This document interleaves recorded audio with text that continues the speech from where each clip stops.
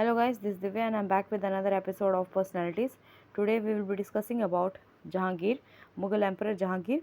Before I begin, I would like to request you to subscribe our channel if you haven't yet. Also, watch the foundational videos. Do not ignore those videos if you're really serious about UPSC preparation, and buy the test series because those test series will definitely sail you through the UPSC journey comfortably.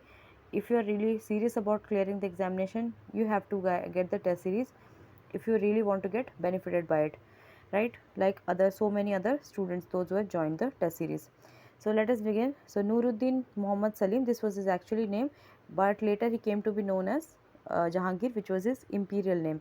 So he was actually the fourth Mughal emperor, and he ruled from 1605 till his death till 1627. And there is some kind of dispute, somewhere it is written 30th of August and somewhere 31st August, right? So Salim was a third son actually born to the Akbar. He had other siblings, but they died in infancy. So he being the eldest one surviving, right? So he was born to Akbar's favorite queen, that is Maryam Uz Zamani, and it is a misnomer that she is called by Jodhabai. Her actual name was Harkabai. She was a Hindu Rajput princess, and she married Akbar. And then Salim was born in Fatehpur Sikri on 30th August 1569, and Akbar sought the blessing of holy men for an heir apparent to his empire, obviously. And then Salim, he started his learning at the age of 5, and his first tutor was actually Kutubuddin, and sometime later he got introduced into strategic reasoning and military warfare. So with this we can conclude that quite early in his age he was introduced to military warfare, right? So military training. His maternal uncle, that is the brother of Harkabai, Bhagwant Das, was supposedly one of his tutor, and he taught him warfare tactics. And Salim, he grew up fluent in Persian, then pre-modern Hindi, with pronounced knowledge of Turkic, which was their Mughals ancestral language. Now his reign, so he succeeded the throne on 3rd November 1605, which was Thursday, and 8 days after his father's death, that is Akbar's death. And Salim ascended to the throne with the title of Nuruddin Muhammad Jahangir Badshah Ghazi, and thus began his 22-year-old journey in the reign. And he had faced rebellions from his sons, that is Khusro and Khurram, which we'll know in the later segment of this discussion. So now we'll know about his conquests. So in the year 1594, sorry, Jahangir was dispatched by his father alongside Asaf Khan to defeat the renegade. Renegade means the one who has betrayed them, right? So renegade was Veer Singh Deo of Bundela, and to capture the city of Orcha, which is in present day Madhya Pradesh, and this was considered as the center of the revolt. And after tremendous casualties and the start of negotiations between the two, Veer Singh Deo handed over 5,000 Bundela infantry and 1,000 cavalry, but he remained a fugitive until his death because he feared the repercussions. So Jahangir ordered the completion of Jahangir Mahal, a famous Mughal citadel in Orcha, to commemorate his victory.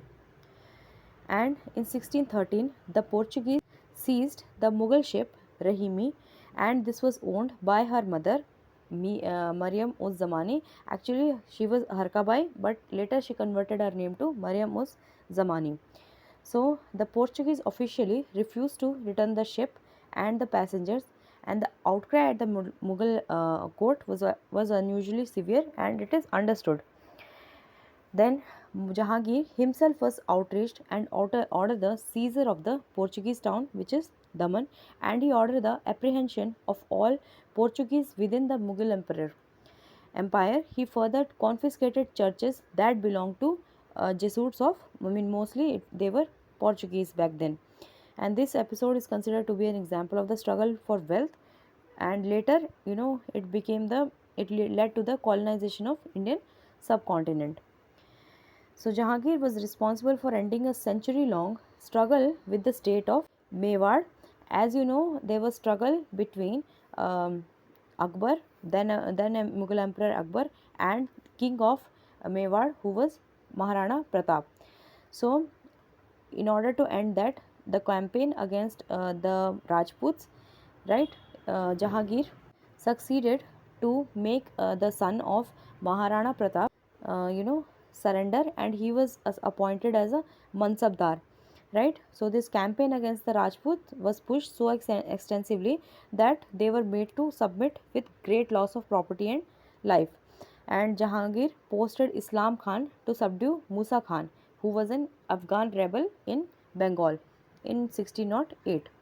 Then Jahangir also captured Kangra Fort in 1615, whose rulers came under Mughal vassalship during the reign of Akbar, and consequently a siege was laid, right, and the fort was taken in 1620, which resulted in the submission of Raja of Chamba, who was the greatest of all the Rajas in the region.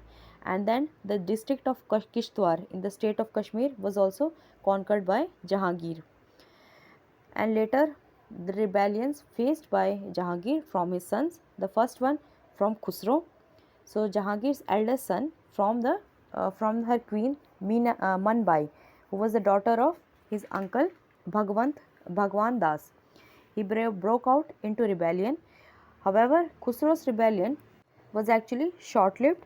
He was defeated by Jahangir at a battle near Lahore, and soon he was captured and imprisoned. Arjun Dev, the fifth Sikh Guru, was beheaded for supporting Khusro, and it is it is mostly popular that the Sikh Guru Arjun Dev was actually made to sit on a burning hot plate, and hot sand was poured on his face. So this is kind of very crucial, very cruel.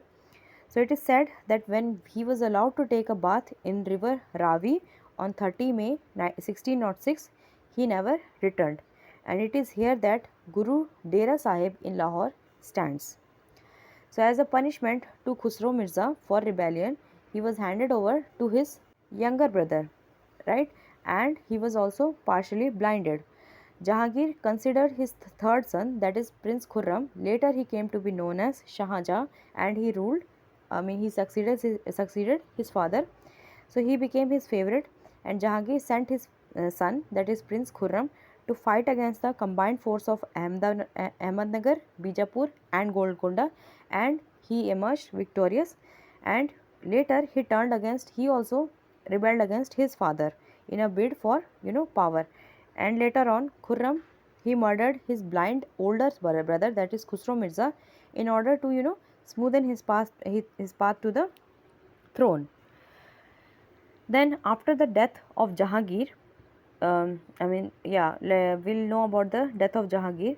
So Jahangir was trying to restore his health by visiting Kashmir and Kabul, and he went from Kabul to Kashmir but decided to return to Lahore because of severe cold.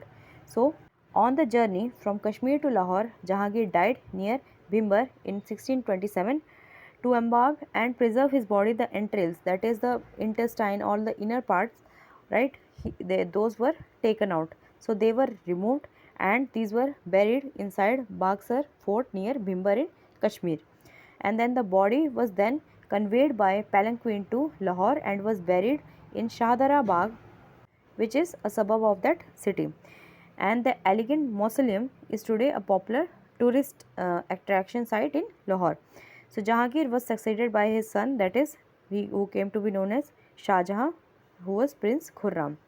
So with this we have come an end to this episode. Hope you enjoyed it, and do give the feedback, comment also, and share these videos as much as you can. We'll meet in the next one. Thank you so much.